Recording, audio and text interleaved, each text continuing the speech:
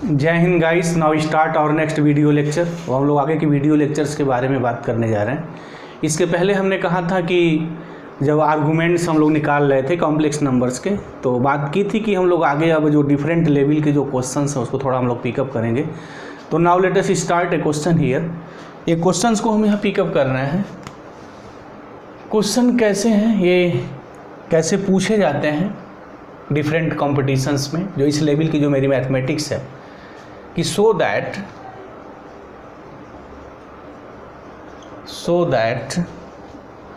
the path which satisfy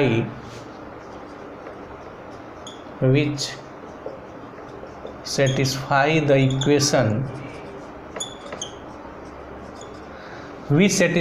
equations mod of z minus 5 iota upon z plus 5 iota is equal to 1 be a straight line।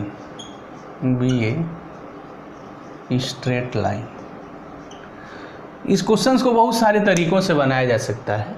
Questions क्या है, किसी भी तरीके से बनाया जाए, कुल कहने का मतलब क्या है, वो एक लाइन में उस बात को हम समझा दें यहाँ कि जब भी रिलेशंस ऐसा दिया हो z में, उसके बाद कोई भी हमारा कॉम्प्लेक्स नंबर हो, माड में हो, इस टाइप का ऐसा कोई भी एनी रिलेशंस अगर दिया हो, तो पाथ का मतलब ये है कि हम लोग एक्चुअल में लोकस निकालने जा रहे हैं। और लोकस का मीनिंग क्या होती है, लोकस की मीनिंग जब हम लोग कोऑर्डिनेट ज्योमेट्री पढ़ेंगे तो वहाँ इस बारे में बहुत डिटेल्स में हम लोग चर्चा करेंगे, what is the meaning of the locus. But यहाँ समझें, लोकस की मीनिंग ये होती है कि relation between x and y, x and y के बीच जो रिलेशन आता है, दिस इज नोन एज, ये हमारा उसको पाथ को कहते हैं, या हम लोग लोकेट कैसे करेंगे, वो पाथ कैसा बनेगा, कैसा ट्रेस होगा, कैसा कर्व बनेगा। तो कहने की हमारी मीनिंग है कि एक्स वाई के बीच जो रिलेशन है, उस रिलेशंस को ही लोकस कहा जाता है। तो this is the brief concept about the locus. क्या इस क्वेश्चन को कैसे हैंडल हम लोग करते हैं, how can you handle such type of the question here. तो उसके लिए ये है कि जो गिवन है पहले वो लिखा जाए। What is the given here. Given simply ये है कि जो mod of z minus 5 iota है upon z plus 5 iota is equal to a1 है। This is the given here. तो हम लोग एक रिलेशंस जानते हैं कि माड ऑफ ये z1 upon z2 is equal to mod of z1 upon mod of z2 होता है। This is the relation here.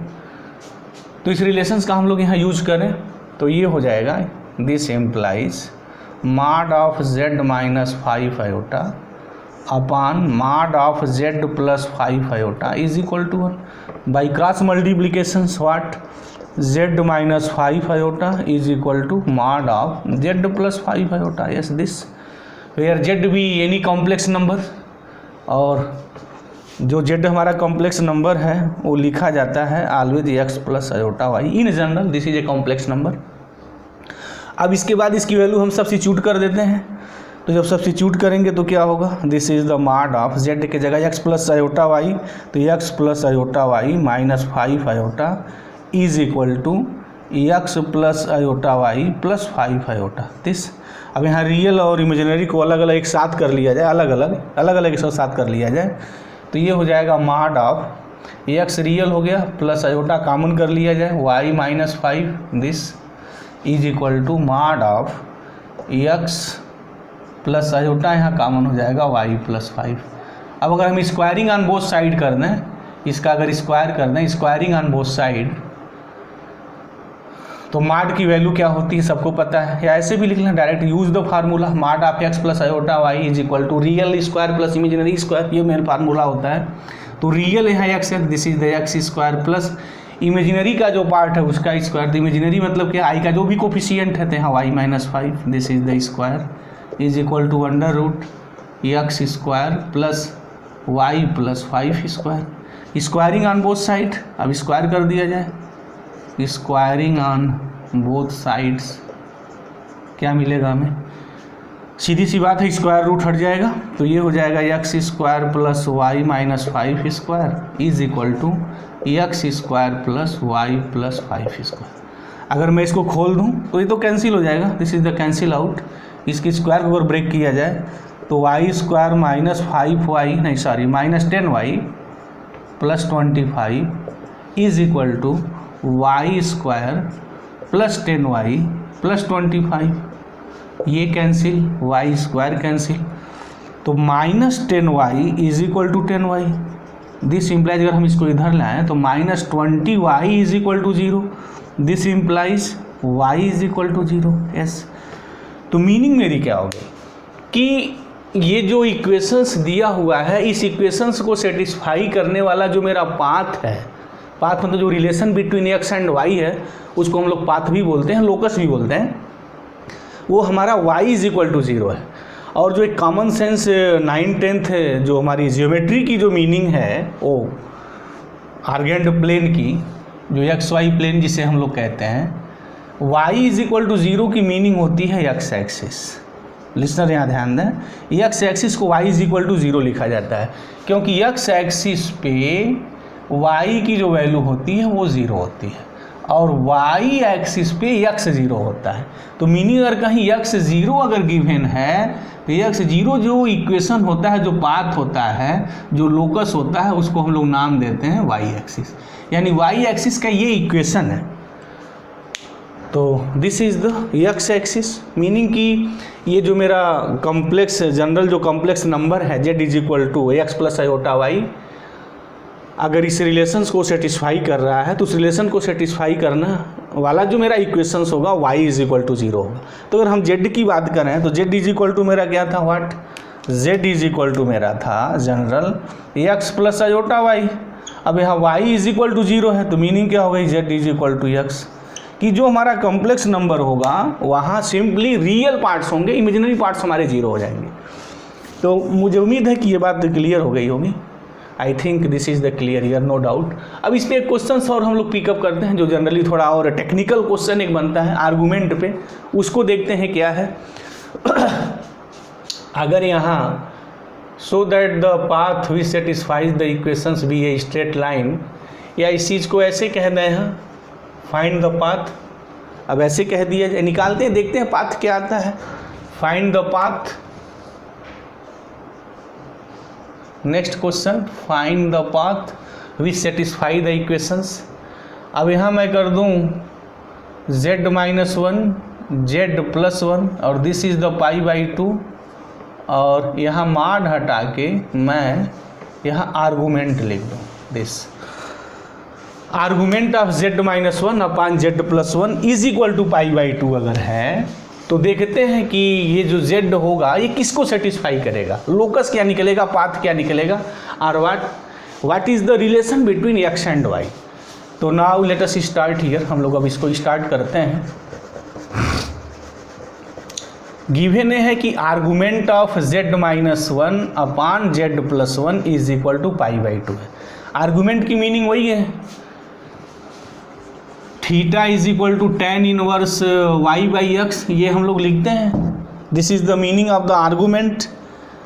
अगर z is equal to x plus iota y कोई कॉम्प्लेक्स नंबर है तो जो आर्गूमेंट ऑफ हम लोग z लिखते हैं this is equal to tan inverse y/x, ये लिखा जाता है। किसी भी कॉम्प्लेक्स नंबर्स में अगर आर्गूमेंट निकालना होता है तो कैसे निकालते हैं, पहले हमेशा इस फॉर्म में लिखिए real plus iota into some real number, उसके बाद tan inverse y/x where y is the what, where y is the imaginary parts and x भी the real parts of that complex number z। तो चलते हैं, देखते हैं solution. इस type का अगर कोई क्वेश्चन आ जाए तो हम कैसे हैंडल करेंगे। सबसे पहले लिखिए जो गिवन है, व्हाट इज गिवन। गिवन ये है कि argument of z minus 1 upon z plus 1 this is equal to π/2, ये हमारा π/2 है। यस, अच्छा, अब आर्गूमेंट का ये प्रॉपर्टीज है कि argument of complex number z1 by z2 is equal to argument of z1 minus argument of z2, ये होता है कि रिजल्ट है। ये प्रॉपर्टी को हम लोग प्रूफ भी किए हुए हैं। जब आर्गूमेंट्स पे हम लोग कुछ प्रॉपर्टी प्रूफ कर रहे थे तो ऑलरेडी इस प्रॉपर्टी को भी वहाँ प्रूफ किया गया, जस्ट शायद इसके पहले की वीडियो लेक्चर्स में ही प्रूफ किया गया है।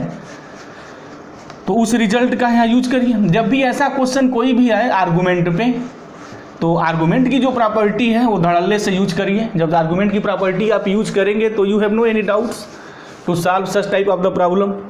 तो क्या लिखेंगे इसको मैं ये लिखूंगा कि argument of z-1 minus argument of z+1 is equal to π/2। अब आर्गूमेंट किसी कॉम्प्लेक्स नंबर का निकालने के लिए ये फार्म होना चाहिए, दिस फार्म। अगर ये फार्म है तभी हम आर्गूमेंट ऐसे लिख सकते हैं। तो सबसे पहले हम लोग इस फार्म को उसको तोड़ रहे हैं, तो तोड़ा जाए आर्गूमेंट ऑफ z-1। तो आर्गूमेंट ऑफ z हमारा है any complex number x plus iota y लिखा जाता है। Always be keep in mind, जब भी z कॉम्प्लेक्स नंबर में हो तो x plus iota y in general लिखते हैं। -1 minus argument of x plus iota y प्लस 1 इज इक्वल टू π/2। अब आर्गूमेंट ऑफ रियल क्या है उसको एक और करिए, x -1 है प्लस आयोटा y एक साथ हो गया। वही काम यहाँ भी करिए, x प्लस 1 हो गया रियल और प्लस आयोटा y ये हो गया। दिस इज इक्वल टू ये मेरा π/2 है। यस, अब आर्गूमेंट कैसे इसके निकालेंगे? बाय दैट डिफिनीशन क्या लिखते हैं, tan इनवर्स y, मतलब i का जो भी कोफिशिएंट है अपान जो रियल है हमारा, तो यहाँ i कोफिशिएंट क्या है y, तो ये हो जाएगा हमारा tan inverse y upon x -1 this minus tan inverse y यही है upon x plus 1 is equal to π/2। अब ये फार्मूला होता है tan inverse a minus tan inverse b। What is the formula of this? तो जब भी आर्गूमेंट की बात आए तो हमेशा ये फार्मूला आना ही आना है। तो इस फार्मूले को always be keep in mind. ये होता है tan इनवर्स, ट्रिग्नोमेट्री का फेमस फार्मूला है, a minus b upon 1 plus a into B. तो using this concept in here क्या मिलना है, tan inverse what a minus B, A की जगह हमारा हो गया y अपान x -1 माइनस b की जगह हमारा a है y upon x plus 1 whole divide upon 1 plus a meaning y upon x -1 into y upon x plus 1 is equal to π/2। अब tan जब इधर जाएगा तो tan π/2 हो जाएगा। अच्छा, इसका अगर एलसीएम मैं ले लूँ, अगर इसको सॉल्व किया जाए इसको और इसको, तो ये हो जाएगा x -1 और x प्लस 1, इसका एलसीएम हो गया। यहाँ y हम कामन अगर कर लें, कामन हियर y, तो फिर x -1 कैंसिल हो गया, x plus 1 this is the x plus 1 minus x plus 1 cancel हो जाएगा, x -1 बचेगा, माइनस से मल्टीप्लाई जब करेंगे तो माइनस x प्लस 1 हो जाएगा। यस, दिस इज हो गया अपान व्हाट, इसको जब मैं सॉल्व करूँगा तो ये होगा x -1 x plus 1 plus this is the y square whole divide upon x -1 x plus 1। अब ये इससे कैंसिल हो जाएगा, इज इक्वल टू इधर जब tan ऑपरेट करेंगे तो π/2 हो जाएगा। दिस, ये बात मेरी हो जाएगी। तो this is the easy calculations. अब तो 11th-12th के जो स्टैंडर्ड के स्टूडेंट हैं उनके लिए फिर ये इजी कैलकुलेशन हो जाना चाहिए। अब x कैंसिल हो जाएगा, दिस कैंसिल हियर, ये पूरा कैंसिल हो गया, तो ऊपर मेरा क्या बचा, 2i बचा। तो अब थोड़ा मैं इसको अब डिलीट कर दूं, यहाँ आते हैं, इस चीज़ को डिलीट कर दिया जाए। अगर मैं ये डिलीट कर दूं